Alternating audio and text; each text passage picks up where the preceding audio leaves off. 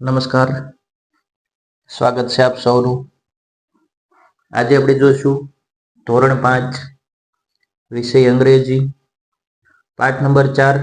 પાઠનું નામ છે animals the living wonders. જોતા જઈએ. રિસાઇટ એન્ડ એન્જોય એક સરસ મજાની પોએમ આપેલી છે. કેટ, બિલાડી. Cat sleeps anywhere, any table, any chair. Top of piano, windows, leads. In the middle, on the edge, open drawer, empty shoe. Anybody's slave will do, fitted in cardboard box. With your frock anywhere, they don't care, cats sleep anywhere. એટલે એમ કહે છે કે સરસ મજાનું અહીંયા cat બિલાડીનું poem આપેલું છે કે ગમે ત્યાં શું છે, ટેબલ ઉપર, ખુરશી ઉપર, પિયાનો છે ત્યાં, બારીની દિવાલ ઉપર, ડ્રોવરમાં, બરાબર, ખાલી શૂઝ હોય તો ત્યાં. તો એ બધું અહીંયા આપેલું છે. ત્યારબાદ આગળ છે find the rhyming words from the poem. Rhyming એટલે એના જેવો ઉચ્ચાર થતો હોય, બરાબર. તો ઓક્સ છે તો એનું થશે બોક્સ અને ફ્રોક્સ. શેર તો એનું થશે એનીવેર અને ચેર. હેડ્સ છે એનું થશે લેન્ડ્સ અને એડ્સ. મૂવ છે એનું થશે શુ અને ડુ. આગળ છે find the right word starting with the given letter from the poem. એટલે કે અહીંયા સી છે તો સી થી શરૂ થતા હોય એવા સ્પેલિંગ કાવ્યમાંથી શોધી અને લખવાના છે. તો સી ઉપરથી છે કેટ્સ, ચેર, કાર્ડબોર્ડ અને કેર. ત્યારબાદ છે એફ, એફ પરથી ફિટેડ, ફ્રોક્સ. ત્યારબાદ છે ઓ, ઓ ઉપરથી ઓન અને ઓપન. ત્યારબાદ છે ડી, ડી પરથી ડ્રોવર, ડુ અને ડોન્ટ. એસ ઉપરથી સ્લીપ અને શુ. ત્યારબાદ આગળ છે find the right 5 place where cats can sleep. એટલે કે કઈ કઈ જગ્યાએ છે એ કેટ છે એ સૂએ છે એની જગ્યા લખવાની છે. તો અહીંયા આપેલું છે એ રીતે table, empty shoes, chair, anybody's lap, top of the piano, બરાબર. તો આ બધી જગ્યાએ છે એ બિલાડી છે એ સૂએ છે. આગળ છે filling the blank with the help of the poem. કાવ્યનો ઉપયોગ કરી અને ખાલી જગ્યા પૂરવાની છે. જોતા જઈએ. Cat sleeps anywhere, any table, any chair. કાવ્યમાં આપણે જોયું. In the middle on the ledge, open drawer, empty shoes. તો સરસ મજાનું અહીંયા આપેલું છે. ત્યારબાદ છે લિસન ટુ ધ સ્ટોરી. સરસ મજાની એક સ્ટોરી આપેલી છે. જોતા જઈએ. The boy and butterfly. એટલે કે એક છોકરો અને પતંગિયું. બટરફ્લાય એટલે પતંગિયું. હમીદ લવ કેટરપિલર. હમીદને છે એ ઈયળ ગમતી હતી. One day he found one. એક દિવસ છે તેને એ મળી જાય છે. He took the caterpillar home. તે આ ઈયળને છે એ ઘરે લાવે છે. He took care of it. તે તેની સંભાળ રાખે છે. He give it pretty food and water. તે એને પાણી આપે છે અને ખોરાક આપે છે. One day the caterpillar started creating the cocoon. એક દિવસ છે એ આ ઈયળ છે એ કોશેટો છે એ બનવા લાગે છે. How exciting. Hamid could not wait to see the butterfly. Hamid છે એ એને રોકી ન શક્યો બટરફ્લાય બનવા માટે. And then it's happen. અને ખરેખર શું થયું? A small hole appear in the cocoon. અને આ જે કોશેટો હતો એમાં એક નાનું એવું હોલ થયું. The butterfly started struggling to come out. અને આ પતંગિયું છે એ આ કોકોનમાંથી છે એ બહાર નીકળવાનો છે પ્રયત્ન કરવા લાગ્યું, એમાં સ્ટ્રગલ કરવા લાગ્યું. Hamid was the excited. Hamid છે એને ખૂબ જ આશ્ચર્ય થયું. The butterfly was trying hard to get out. પતંગિયું છે એ બહાર નીકળવા માટે ખૂબ જ વધારે મહેનત કરતું હતું. It looked like a butterfly was not going to be free. પરંતુ તેણે જોયું કે પતંગિયું બહાર નીકળી શકતું નથી. Hamid felt pity for the butterfly. He decide to help. Hamid છે આ બધું જોતો હોય છે અને તેણે આ પતંગિયાને છે એ બહાર કાઢવાનો છે, મદદ કરવાનો છે એ નિર્ણય લીધો. Appa tried to stop him, but he quickly got a pair of the scissors. Appa એના પપ્પા છે એને ઘણીવાર છે એને રોકવાનો પ્રયત્ન કર્યો, પરંતુ જે હમીદ છે એ થોડી જ વારમાં છે એ કાતર લઈ આવ્યો. He cut the cocoon to make the hole bigger. તેને છે કોકોનનું જે હોલ હતું એને કાપી અને મોટું કરી નાખ્યું.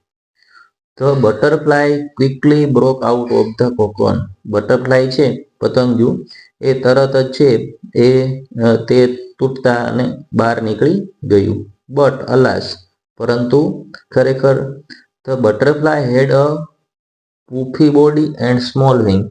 પરંતુ પતંગિયું છે એ ભીનું અને આખી એની જે શરીર છે ભીનું અને નાની નાની પાંખ વાળું હતું. Hamid sat and watch the butterfly carefully. હમીદે છે એને જોયું, વ્યવસ્થિત મૂક્યું અને એને સાર સંભાળ રાખવા લાગ્યો. He waited eagerly. તે છે એની રાહ જોવે છે. He thought. તે વિચારે છે. At any moment the butterfly will fly out. ક્યારે છે એ મુવમેન્ટ કરી અને બટરફ્લાય છે એ ઉડી જાય. But it's never happen. પરંતુ એવું કશું જ થયું નહીં. The butterfly lived all its life with the same body. પરંતુ હવે આ જે બટરફ્લાય છે એ આ જ પોઝિશનમાં આ જ શરીરમાં આખું જીવન છે એ કાઢશે. It was never able to fly. તે છે ઉડવા માટે સક્ષમ હતું નહીં. This was the lesson for Hamid. આ છે એ હમીદ માટે એક પાઠ હતો. Appa said to him. Appa છે એને કહે છે the butterfly must work hard to get out of the cocoon. પતંગિયું છે એ કોકોનમાંથી બહાર નીકળવા માટે છે એ ખૂબ જ મહેનત કરતું હતું. When it puts hard, he liquid inside its body comes out. એટલે એમ કહે છે કે એ જે લિક્વિડ છે પ્રવાહી એ ઇનસાઇડ રહે છે અને પોતાને છે એ બહાર કાઢે છે. Then it can fly around. અને પોતે છે બધે ઉડી શકે છે. Without hard work the butterfly can never ever fly. કહે છે કે વગર મહેનતે, વગર સખત મહેનતે આ જે બટરફ્લાય છે પતંગિયું એ ઉડી શકશે નહીં. Hamid thought he was helping the butterfly but sadly he hurt it. એ કહે છે કે હમીદ વિચારે છે કે મેં ખરેખર એક પતંગિયાને મદદ કરી, પરંતુ દુઃખની વાત એ છે કે મેં એને દુઃખ પહોંચાડ્યું છે. તો સરસ મજાની અહીંયા એક આપણને બોધ મળે એવી સ્ટોરી આપેલી છે. આગળ છે ફિલિંગ ધ બ્લેન્ક, ખાલી જગ્યા. જોતા જઈએ. પેલું છે હમીદ લવ કેટરપિલર. બરાબર, તો કેટરપિલર આવશે. Hamid use a scissors or pears to cut open the cocoon. The caterpillar had to work hard to get out the cocoon. 4 number પર આવશે the butterfly had a puffy body and small wing. એટલે કે ભીનું શરીર હતું અને નાની પાંખો હતી. જો અહીંયા આપેલું જ છે કેટરપિલર એટલે ઈયળ, પછી એમાંથી છે કોકોન બને. બરાબર, અને ત્યારબાદ છે કોકોનમાંથી કઈ રીતે છે એ બટરફ્લાય બની અને ઉડી જાય એ સરસ મજાનું છે એ ચિત્ર દ્વારા આપણને સમજાવવામાં આવેલું છે. ત્યારબાદ છે ટોડ રોક. ટોડ રોકનું સરસ મજાનું પિક્ચર આપેલું છે. બરાબર, જોતા જઈએ. Look at the picture. આ ચિત્ર જુઓ. Don't look like a giant frog. શું તમને તે મોટો દેડકો એવો દેખાય છે? It is not a real frog. તે ખરેખર હકીકતમાં દેડકો નથી. It is rock. તે એક પથ્થર છે. It is called toad rock. તેને છે ટોડ રોક તરીકે ઓળખવામાં આવે છે. A toad rock is like a frog. આ ટોડ રોક છે એ દેડકા જેવો દેખાય છે. Tod rock is mount Abu south of Nakki lake. આ ટોડ રોક છે ક્યાં આવેલો છે? તો કે માઉન્ટ આબુમાં જે દક્ષિણમાં નક્કી તળાવ છે ત્યાં આવેલો છે. We can go to Mount Abu by car or bus. આપણે છે માઉન્ટ આબુ છે કાર અથવા બસ દ્વારા જઈ શકીએ છીએ. It's looks like a big frog about the jumping into the water of Nakki Lake. તે છે એ ખરેખર એક નક્કી લેકમાં છે એ કૂદકો માર્યો હોય દેડકાએ એવું દેખાય છે. If V Climb up the rock, we see the wonderful green beauty of the hill. It's incredible. Imagine you are standing on the top of the giant frog. But Toad Rock is not easy to climb. એ કહે છે કે ત્યાં ઉપર જવું ખૂબ જ ગર્વની વાત છે, કારણ કે ત્યાં ચડવું ખૂબ જ મુશ્કેલ છે. Tod Rock not easy climb, એટલે કે ટોડ રોડ ઉપર ચડવું ખૂબ જ અઘરું છે. There are 250 step to reach the top, એટલે કે ત્યાં 250 જેવા પગથિયા છે. People walk up to experience peace and calm, લોકોને એના માટે એક્સપિરિયન્સ અનુભવ છે અને શાંતિ જોઈએ. Some find it too difficult and give up, એ ઘણા માટે ખૂબ જ અઘરું અને old people and young children could take extra care, અને જે નાના બાળકો છે અને વૃદ્ધ લોકો છે એને વધારે પડતી કાળજી રાખવી પડે. You should always carry enough water and snack for way, તમારે ત્યાં પાણી અને તમારે જે નાસ્તો જોઈતો હોય એ ત્યાં લઈ જવો જોઈએ. તો એના ઉપરથી અહીંયા ખાલી જગ્યા છે, પ્રશ્નો છે, જોતા જઈએ. ટોડ રોક લાઈક ખાલી જગ્યા, ટોડ રોક છે કોના જેવો દેખાય છે? તો ફ્રોગ. ત્યારબાદ આગળ છે why the name of the place toad rock. Toad rock શા માટે પડ્યું છે? કારણ કે rock likes a big frog, એટલે કે તે દેડકા જેવો દેખાય છે. How can we reach Mount Abu, આપણે માઉન્ટ આબુ કઈ રીતે જઈ શકીએ? તો કાર અથવા બસ. ત્યારબાદ નીચે તમારું નામ લખવાનું છે, બાજુમાં તમારા મિત્રનું નામ. એમને જે જગ્યાએ શાંતિનો અનુભવ હતો, ધારો કે મને ટેમ્પલે થતું હોય તો ટેમ્પલ લખવાનું છે, અને ગાર્ડનમાં થતો હોય તો ગાર્ડનમાં. ત્યારબાદ નીચે ટોડ રોક છે, ટોડ રોકની બધી માહિતી છે એ આપણે ભરવાની છે, ક્યાં આવેલો છે, કઈ રીતે જઈ શકાય, બરાબર. અને ત્યારબાદ નીચેનું બોક્સ છે એમાં તમારે ટોડ રોકનું ચિત્ર દોરવાનું છે. આગળ છે write the correct option in the box, એટલે કે અહીંયા આપેલું છે તો પહેલું છે એમાં ઈ આવશે, કારણ કે આઈ સ્ટોર ફેટ માય હમ્પ, એટલે કે ખૂંદમાં હું છે મારો ખોરાકનો સંગ્રહ કરી શકું છું અને રણમાં ઉપયોગી છું.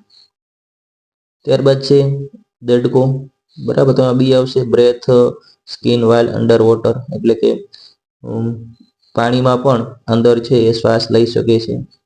ત્યારબાદ રીચ છે તો એમાં આવશે I have thick white fur help in the ice surrounding, એટલે કે મને મારા ઉપર જે રૂંવાટી છે સફેદ કલરની તે મને હિમાચ્છાદિત પ્રદેશ હોય તેમાં મને હેલ્પ કરે છે.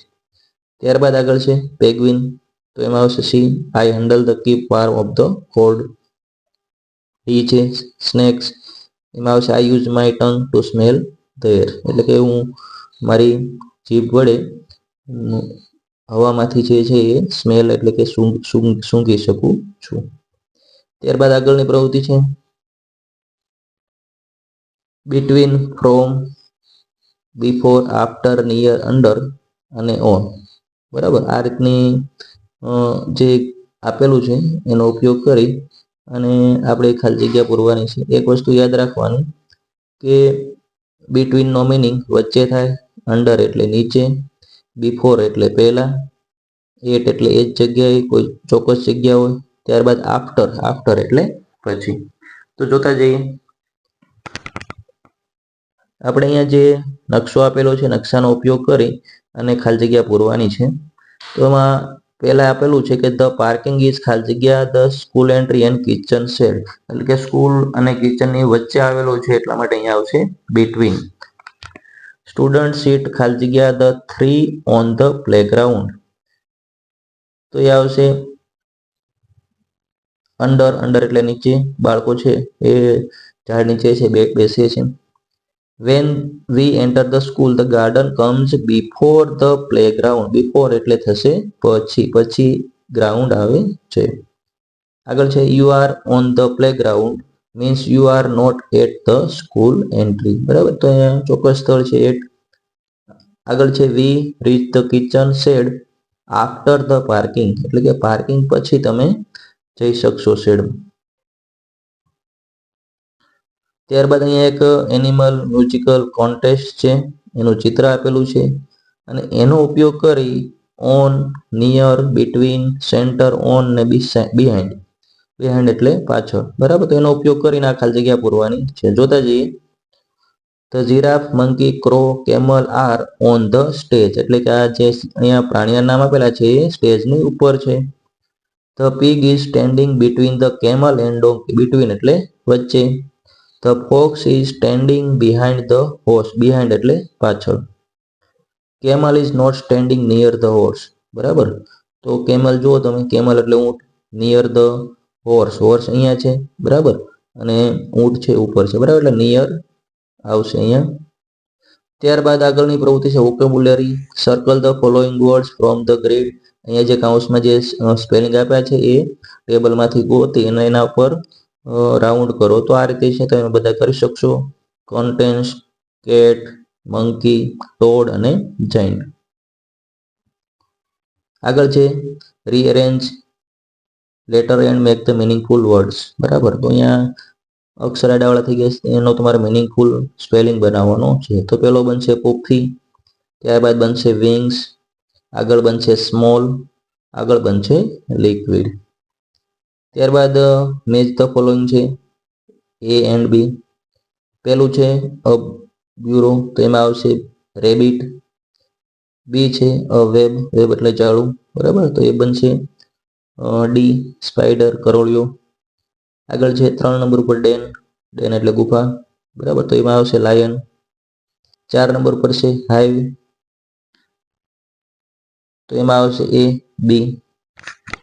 આગળ છે નેસ્ટ, નેસ્ટ એટલે માળો, 5 નંબર પર, તો એમાં બનશે આવશે બર્ડ, સી.